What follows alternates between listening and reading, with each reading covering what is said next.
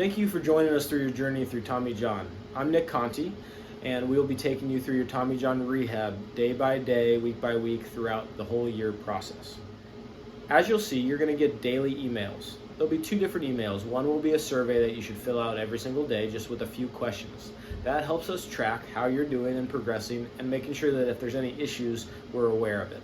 Also, you'll get an email with information. It'll be background information, anatomical information, anything that is pertinent to your rehab, and that will follow along your rehab progression. So early on, for example, it'll be what to expect post-surgery, and as the rehab process continues, or when you start throwing, we talk about those progressions, where you should be, some good timelines, and maybe some suggestions on what exercise progressions should be taking place in your rehab with a professional like a physical therapist. Along with that, texting is available daily. Now remember, this is for immediate need, emergency things, quick questions that need to be answered, and should be used sparingly. When you're able to wait till the end of the week, we'll be doing weekly Zoom calls.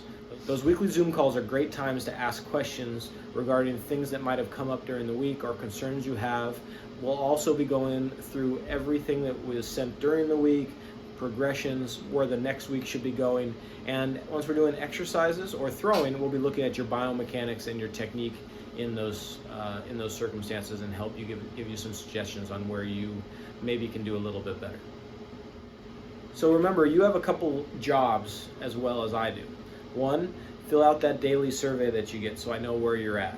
Two, I'm going to give you some intake paperwork and some basic survey stuff to fill out before the surgery occurs, or right initially as you've started with us. Please get those back to me right away. Also, weekly, I'm going to ask you to send a video of a specific exercise so I can check your technique and give you some suggestions during our Zoom call. And the same thing with throwing. Once a week, I want some video of you throwing, just to make sure that we can talk about your biomechanics and keep an eye on how you're progressing.